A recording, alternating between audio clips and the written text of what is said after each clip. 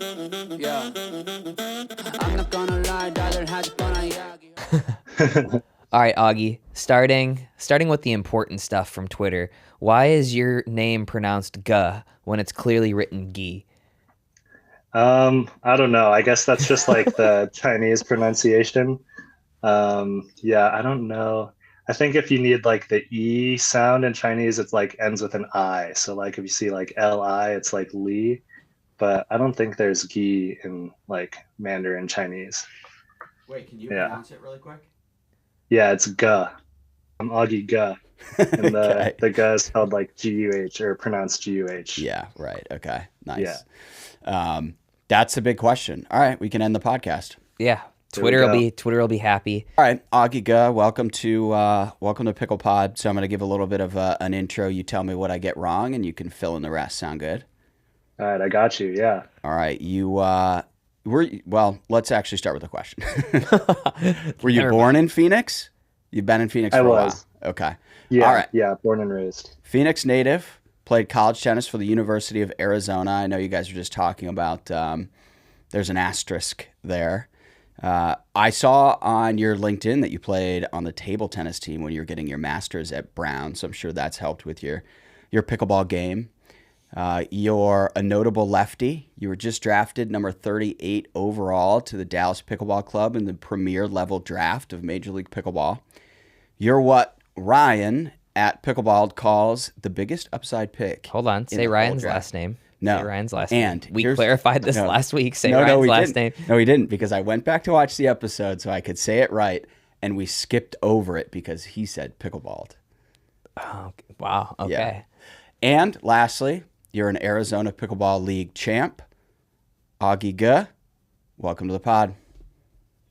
Yeah, thanks so much for having me. I'm a big fan of the show, honestly. And yeah, you nailed my intro. Cool. Nice. Okay. Appreciate you guys. Well, Augie, we don't usually get into a whole lot of like, oh, tell me about the first time you played pickleball, but can you give us like a 60-second elevator pitch on how you ended up in the finals of the PPA last week, basically? Drafted to an MLP can. team? Yeah, sure. So I was out in grad school on the East Coast, and I was back visiting, and one of my friends, Nico Montoya from Junior Tennis, we have some mutual friends, and they said that I should come out to this park to play pickleball because Nico plays, and I hadn't seen Nico in forever. So I went out that day, played pickleball, loved it, went back, finished grad school, and then came back to Arizona, and I knew right away that I was going to start playing once I got here. And that was like September 2022. So I haven't really stopped since then. And then recently, like December, I got laid off from my job. And so essentially I've gone full time since then. And the extra training has really helped the last few months. And I guess it helped enough to luckily make the finals of the North Carolina PPA. So that's how I ended up there. And here we are. That's good. That's concise. That was 43 seconds. Are you the Cool. best? Are you the best pickleball player in Phoenix now? I'm not sure. I mean, we've got a lot of good players. Results might say that I am, but I mean, there's guys that challenge me in practice like every day and who just sometimes will kick the shit out of me. So, yeah, I try to be, but not always. I like it. This guy comes on and he swears. He says shit on our podcast. Just so you know, we do have a swear that jar. okay? Yeah, absolutely. You just owe us money now. Okay. Yeah, we do have a swear jar. It goes to Stop Alzheimer's now, and we have Pro XR and Game Plus who also match your swearing. So swear away, my Perfect. friend. Thomas Send got me the mad at me memo. last I'm time, there. but I was, to be fair, I was wilding a little bit last week.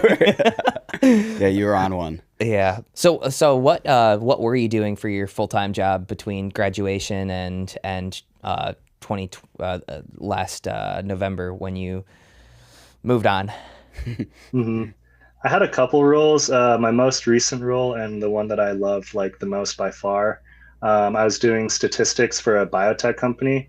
And we were, my team primarily was, yeah, right, focused on like using statistics to kind of determine efficacy of the drugs that we were developing.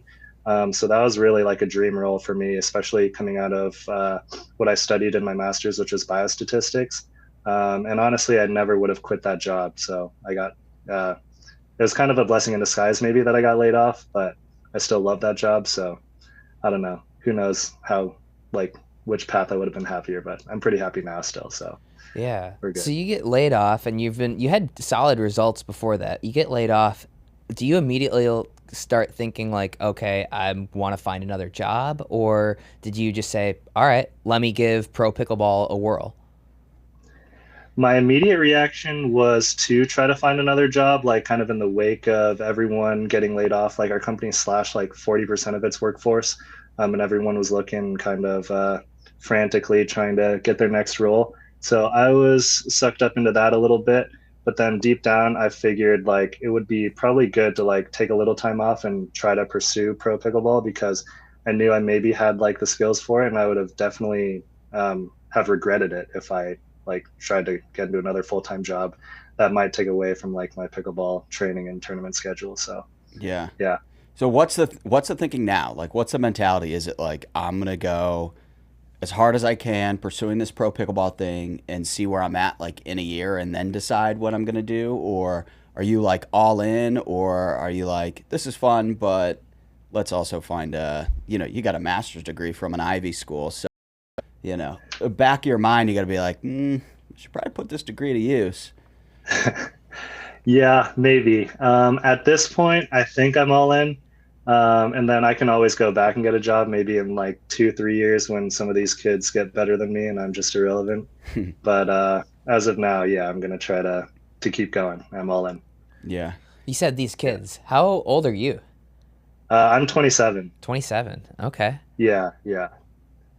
You're mature. You're much more mature than me at 28. I don't think so. No. You'd So be surprised. all right, all right. I think we can get along. We'll see. As a newer pro, did you find the game in 2022 when Nico shows it to you? Like, are you starting to, watch pro pickleball, watch some film? Like, a lot of people that we've had on the pod are some of the pioneers, the people who came in when there wasn't really pro pickleball to watch. So do you have somebody or a couple of different people that you feel like you might have modeled your game after, or are you just out there doing your own thing? 100%, yeah. Like that kind of semester, I'd say that from the first time I played to like the next time that I really played when I was still on the East Coast and there wasn't much pickleball to be played, I was certainly following the game a lot. Still kind of like making fun of it a little bit, but deep down I knew it looked really fun and like something that I really wanted to do. I mean, obviously Ben, like he's just so fundamentally sound. He was like definitely like with, I don't know, just all aspects of the game, the flick and the dinking. And then while I was playing table tennis, the flick was something that kind of really resonated with me. So he was always fun to watch. And then honestly, yeah, your name was always in there. Like it was, yeah, I think, I'm not sure if you were still playing Yeah, APPs at thanks. the time. Yeah. 2022, I would have been playing APPs.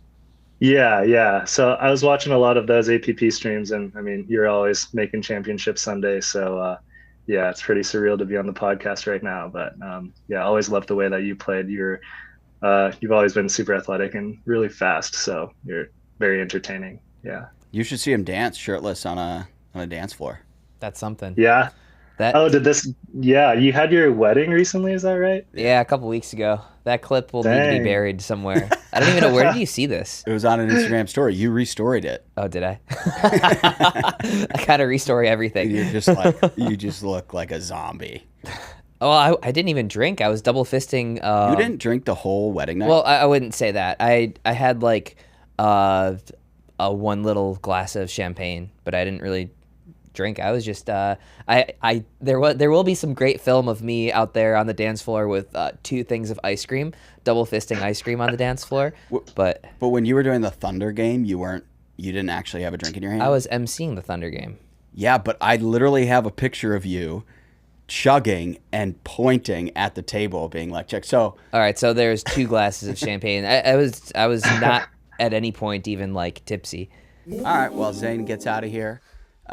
If you don't know, and most you do, we do have a newsletter. That's how we started. It goes out 3 times weekly. Hundreds of thousands of pickleballers read it. Everything from how to improve your game to what's the latest on the pro tour and everything in between. So go to thedinkpickleball.com/sign up and subscribe. It's completely free. If you're listening to this and you're watching on YouTube, please subscribe and hit the like button. It really helps. And, if you watch this every week and you haven't subscribed yet, we'd obviously really appreciate it. And then lastly, the Pickleball box. Go to thedink.shop. It's a quarterly box. So once every 3 months, you get hand-picked gear, apparel, accessories, all sorts of cool stuff. So check that out. That's thedink.shop. And enjoy the episode. Yeah.